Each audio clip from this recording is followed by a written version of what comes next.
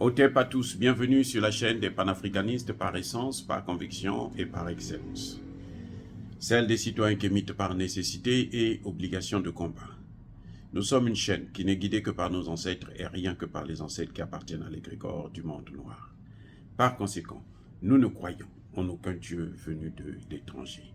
Toutefois, cette vidéo n'est aucunement destinée à inciter à la haine ou à la violence, car nous menons un combat qui est d'abord et avant tout spirituel, intellectuel et démocratique. Ensuite, il est politique, géopolitique et géostratégique, contre l'impérialisme, le colonialisme, le néocolonialisme et l'endocolonat, qui sont tous qualifiés de crimes contre l'humanité. Nous menons ce combat sur la base du principe fondamental que nous avons hérité de nos ancêtres kémites, qui est celui de la Mahat, c'est-à-dire solidarité, vérité et justice. Vous êtes donc en droit de connaître la vérité et nous avons l'obligation de vous dire la vérité, rien que la vérité, afin que justice soit rendue au continent africain. Et ça, c'est notre modeste contribution dans cette noble lutte en faveur de la souveraineté, la dignité, la solidarité et l'unité africaine. C'est exactement ça que nous appelons le panafricanisme. Bien-aimés frères et sœurs, vous vous souvenez, j'ai publié une vidéo sur Marine Le Pen qui a fait une longue, très longue intervention pour critiquer Emmanuel Macron, l'échec de sa politique en Afrique, pour dire tout et rien du tout, au final. Parce que j'ai résumé les propositions de Marine Le Pen, le changement de méthode pour atteindre le même objectif, mais pas le changement d'objectif de politique, c'est-à-dire le système ou la politique française en Afrique. Marine Le Pen, quand elle a parlé, ça a soulevé deux problèmes. Les ingérences et le deux poids, deux mesures. Maintenant, nous avons quelqu'un qui parle. Et c'est là que vous comprenez maintenant ce que moi j'ai dit. Parce que moi, j'ai bien précisé que, mais attendez, ça c'est que Marine Le Pen, quand vous regardez très bien, elle est avocate, donc elle sait manier les mots. Mais au fond, quand vous analysez le contenu, il n'y a rien, c'est vide. C'est comme Emmanuel Macron qui vient en Afrique, qui dit, bon, je vais créer l'écho, mais c'est une coquille vide, il n'y a rien dedans. C'est le même CFA qu'il nous ramène avec un nom, l'écho. Il change juste de nom. Et ce qui est pire, c'est que pour entraîner la confusion la plus totale, c'est qu'il donne le nom que les Africains eux-mêmes ont choisi. Il dit, c'est votre nom, c'est le système que vous voulez, mais moi, je prends ça, je mets un autre contenu dedans. Le récipient vous appartient. Moi, je mets de la ciguë dedans. Comme ça, tous ceux qui vont boire vont mourir. Vous voyez, vous avez acheté votre récipient, votre seau, pour aller puiser de l'eau avec. Lui, il vient et dit, non, écoutez, le seau là, vous allez utiliser ça. C'est bien, c'est votre seau, mais moi je mets la ciguë dedans. Vous ne pouvez plus utiliser votre seau.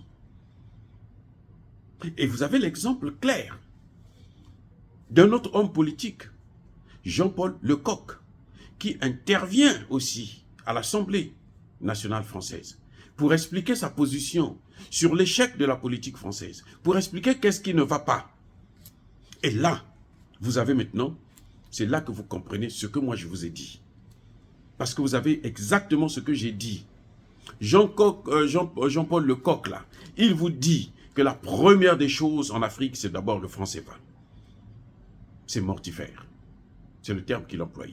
C'est-à-dire que ça tue l'Afrique, ça tue les économies africaines. Ça permet, c'est avantageux seulement pour les firmes occidentales. Ça permet les fraudes fiscales. Et donc, à travers le franc CFA, les firmes occidentales, notamment françaises, quand elles viennent en Afrique, elles ne payent pas des taxes. Elles ne payent pas d'impôts. Elles viennent, elles exploitent, elles font de gros bénéfices et elles s'en vont avec. Elles ne respectent même pas les accords qu'ils font. À cause du franc CFA, quand les pays africains veulent renégocier la dette, vous savez ce qu'Emmanuel Macron leur dit? Emmanuel Macron vous dit, bon, allez d'abord trouver un accord avec la Banque mondiale et le FMI. Quand vous allez au FMI là-bas, on vous étrangle. C'est là-bas au FMI où on va vous dire, bon, il faudrait que vous travailliez sur tel projet avec telle firme occidentale. Vous n'avez pas le droit de travailler avec les Chinois, même si c'est moins cher. Vous n'avez pas le travail surtout avec les Russes, ce n'est pas la peine. Et on vous dit, vous n'avez plus besoin de financer comment on appelle, l'éducation, la santé et autres. C'est pour ça que vous avez vu que l'éducation chez nous est délabrée. La santé, ça ne marche plus. Oui, c'est à cause de ça. Moi, je vous ai dit que moi, quand j'ai commencé l'école, il y avait l'internat. J'ai été à l'internat de la 6e jusqu'en terminale. Donc, c'était avantageux pour nous qui venons des familles pauvres. Ça nous a permis, ça nous motivait d'étudier parce que pour rester à l'internat pendant longtemps, il faut bien travailler à l'école. Donc, ça vous motive pour travailler dur. Puisque vous savez que vous n'avez pas d'autres ressources. Si vous perdez cette bourse-là, vous ne pouvez plus aller à l'école comme les autres. Et puis, d'ailleurs, vous aurez honte de savoir que non, tout le monde va voir que lui, là, il était interne, il a perdu la bourse. Donc, vous travaillez dur. Mais tout ça, c'est parti. Ce n'est pas la volonté des chefs d'État. Ce n'est pas la dictature. Mais ça, c'est la politique française qui nous a menés là. La politique du FMI et de la Banque mondiale. Donc, quand ils mettent cette pression sur nous, eh ben, nos pays étaient obligés. Vous avez vu les privatisations. Vous avez des usines qui fabriquaient les tissus, les machins. Actuellement, les pagnes que vous portez là, que nos femmes portent là, hein, nos sœurs, nos mères, ces pagnes-là, ça vient de Chine. Tout est fabriqué en Chine. Et c'est nous qui consommons. Les Chinois eux-mêmes ne portent pas ça. Mais c'est eux qui fabriquent pour nous. Vous avez déjà vu des imbécilités comme ça? C'est ridicule. Tout ça, c'est le FMI qui nous a imposé ça. Il y en avait au Togo, il y en avait, surtout le pagne togolais, c'était un pagne, d'ailleurs, qui coûtait même très cher. C'était mieux que la pacotille des Chinois. Les pagnes béninois et autres. Au Congo, on en avait. Au Mali, il y en avait. En Guinée, il y en avait. Tout ça, ça a disparu. Ça a été quoi? Privatisé. Les Occidentaux, la Banque mondiale et le FMI ont demandé à ce qu'on puisse tout privatiser. C'est ce qui nous a menés dans cet état-là que vous voyez là. Donc, le franc, et ça, la France a réussi à nous avoir à travers le franc CFA. Si vous voulez qu'elle vous donne un peu d'argent, elle vous dit, allez d'abord signer un accord avec le FMI. Le FMI, quand vous partez là-bas, on vous impose des conditionnalités. Ce qu'ils ont appelé le programme d'ajustement structurel. Là, ils ont trouvé une autre formule, un autre nom. Parce qu'on a tellement critiqué le programme d'ajustement structurel, ils ont trouvé un autre nom, mais qui vous amène à la même chose, exactement, les mêmes conditionnalités. Eh oui. Le gouvernement du Congo, mon pays, là, ça fait au moins bientôt 5 ans qu'il n'arrive pas à réunir les conditions. 48, je crois, conditions qu'on a imposées au Congo. Il n'arrive pas à réunir les conditions. Donc, la première tranche qu'on avait donnée là, ça fait je ne sais pas combien d'années, et on ne peut plus donner la deuxième tranche parce qu'il n'arrive pas. Et c'est impossible. C'est-à-dire que vous pouvez faire toute la magie possible, c'est impossible. La seule chose que le Congo peut faire pour s'en sortir, c'est de sortir du franc CFA. Mais comme nos dirigeants ont peur de la France, nos dirigeants ne peuvent pas prendre des décisions solides, respectueuses. Ben, écoutez, ils sont obligés de subir et les populations subissent encore plus. Donc, vous voyez, M. Lecoq vous pose le vrai problème. Il pose le CFA. Il pose l'autre problème. Il a parlé aussi de 2 poids 2 mesures. Il parle des interventions militaires. Il dit que les bases militaires, là, c'est dépassé. Il sait que, comme je vous ai dit, les bases militaires, on ne fait pas la diplomatie avec les armes. Vous venez dans des pays qui n'ont pas d'armée, des armées que vous avez affaiblies, que vous avez des armées moribondes, des armées qui n'ont aucun sens même de responsabilité. Vous avez des grades, des généraux qui sont là, qui ne font que manger, boire, et puis ils ont plusieurs femmes, plusieurs maisons, plusieurs enfants, c'est tout. Ils ne font pas, ils ne font rien. Il n'y a pas d'armée en Afrique. C'est maintenant qu'on commence à avoir des armées au Mali, au Burkina, et maintenant au Niger, au Centrafrique. Mais sinon, il n'y a pas d'armée.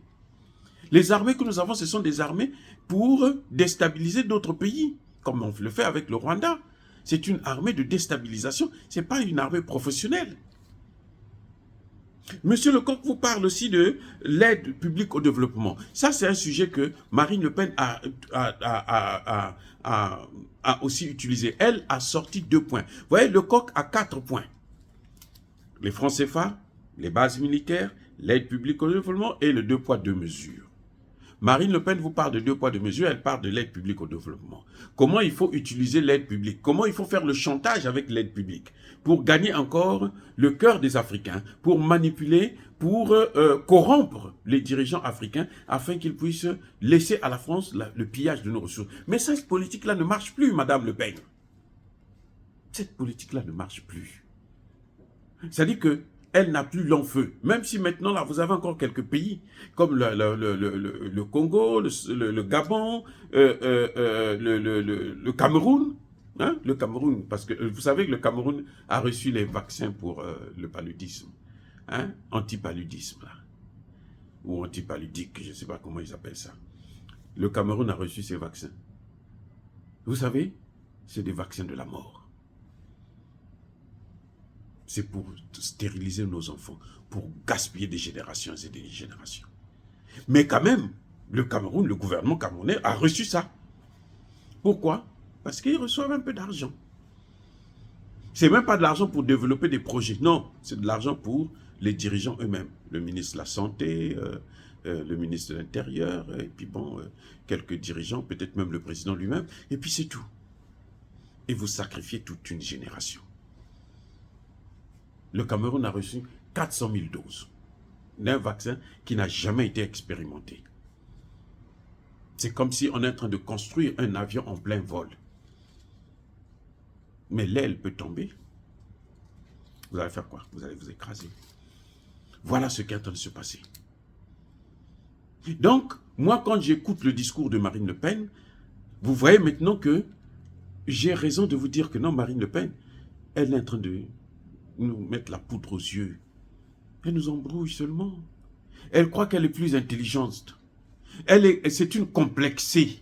En fait, elle est complexée. Elle est avocate, hein, de carrière. Donc, de profession. En tant qu'avocate, elle se dit, bon, moi, je peux manipuler le français, je peux contourner pour embrouiller ceux qui parlent le français. Mais nous, on parle français aussi. On n'a peut-être pas le même accent, mais on parle leur langue. Là. On connaît ça. On a étudié dans leur langue. Donc, vous ne pouvez pas continuer. Ça dit que ça marche avec des lèche-culs. Des gens que vous pouvez manipuler. Vous leur donnez un peu d'argent, vous leur donnez un visa, vous leur donnez une maison en France, et puis ils sont contents, ils vont faire tout ce que vous voulez.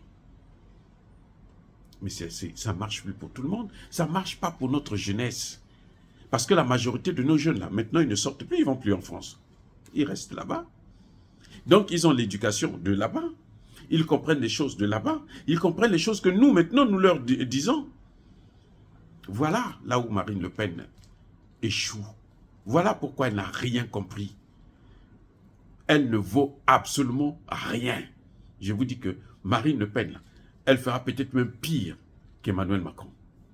C'est Marine Le Pen qui disait, quand le Mali a expulsé l'ambassadeur de France, elle dit, mais à cette heure-ci, l'ambassadeur du Mali devrait déjà être dans l'avion. On vient lui souffler à l'oreille, mais l'ambassadeur du Mali, le Mali n'a pas d'ambassadeur ici depuis 2 ans, madame. Et c'est la France qui l'a expulsé. C'est la France qui a commencé. Le Mali n'a fait que faire ce que la France avait fait. Oh, ah bon? Oh là là. Elle ne s'est même jamais excusée. Elle s'est tue. Elle n'a plus jamais parlé de ça. Oui, elle n'a pas cherché à comprendre, mais le Mali a fait ça pourquoi? Mais quel a été le rôle de cet ambassadeur? Qu'est-ce qu'on reproche à cet ambassadeur? Non. Comme c'est un Français, il faut seulement le soutenir. Il peut tuer des gens en Afrique. Ce n'est pas un problème, ça. Ce n'est pas grave. Ce n'est pas un crime. Mais attendez, comment vous allez être... on vous met en prison juste pour avoir tué un lapin? Non. Donc, le coq vous dit, il faut que le céphale parte. Il faut que les bases militaires là, disparaissent. Vous devrez revenir à la maison. Il faut maintenant réutiliser l'aide publique au développement autrement. Et puis arrêter avec cette politique de 2 poids 2 mesures. Vous allez au Niger, vous critiquez. Au Gabon, vous acclamez. Au Mali, vous insultez les gens. Et au Tchad, vous allez adouber le putschiste. Mais c'est quoi ça? Qu'est-ce que vous croyez que quand vous faites ça, les Africains ne vous voient pas? Oui, ils font ça sous nos yeux, ça se passe dans nos pays. Ils pensent que nous, on est tellement bêtes qu'on ne comprend absolument rien. Et c'est pour ça que la France a des difficultés dans le Sahel. Et ces difficultés-là, ça ne fait que commencer. Eh oui, ça dit que ça n'a pas encore atteint la vitesse de croisière. On est encore au début du commencement. Parce que ça va aller sur l'ensemble du continent africain. Et même les États-Unis, si elles continuent avec cette politique-là, comme ils sont en train de faire au Congo démocratique, vous allez voir qu'ils vont finir par perdre le Congo démocratique là. Je vous garantis. Vous savez, on avait envoyé Tshisekedi en Chine pour aller demander à la Chine reprendre le contrat que Tshisekedi avait signé avec les Chinois. Tshisekedi est allé là-bas. Il n'a pas pu. Parce que les conditions, s'il fallait remettre l'argent que la Chine avait investi, il n'en avait pas. Les Français n'en ont pas. Il va faire quoi? Il était obligé d'améliorer seulement le contrat. Donc, ce que vous voyez là,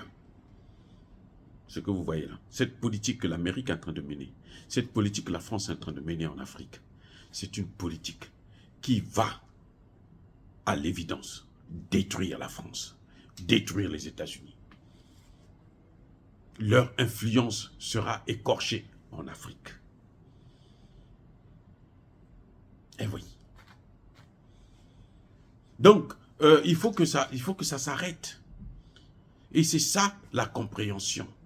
Donc, il ne faut pas croire, parce que les hommes politiques français vont vous dire « Oh, Macron a fait ceci », ils vont critiquer Macron sur la politique africaine. Non, il faut aller dans le fond. Ne vous limitez pas seulement à ce qui est superficiel. Comme vous entendez Marine Le Pen, si vous l'écoutez, vous ne comprenez pas ce qu'elle dit, vous n'entendez pas vraiment, vous allez penser que Marine Le Pen, oh là là, elle est formidable, alors qu'elle ne vaut absolument rien. Elle est nulle. Nulle. Je préfère encore nos dictateurs. Oui, je préfère de loin nos dictateurs que des gens comme ça là, qui se passent pour des gens qui ont trop étudié, qui connaissent beaucoup de choses alors qu'ils ne connaissent rien. Qui pensent vous manipuler avec un petit jeu de mots. Non. Le coq a été clair. Et les points que le coq a soulevés, c'est exactement les points que moi j'ai dit. Je vous ai montré ce que Marine Le Pen montre là, c'est rien du tout. L'essentiel, c'est le CFA, c'est le base média. Dire cela, c'est inciter à la haine ou à la violence. Non. Yaba Kolerve, Yamalembe. Encore une fois de plus, bien-aimés frères et sœurs, je persiste et je signe. Soyez bénis. Soyez abondamment bénis par le Dieu des Kémites et par nos ancêtres angélisés. Mais que tous ceux qui persécutent le continent africain le pillent et le déstabilisent. Qu'ils soient noirs, blancs, chinois, arabes, indiens ou qui qu'ils soient punis, maudits, foudroyés, neutralisés, écrasés, effacés par ce Dieu des Kémites et par nos ancêtres angélisés. Vive l'Afrique éternelle, j'ai dit et j'assume.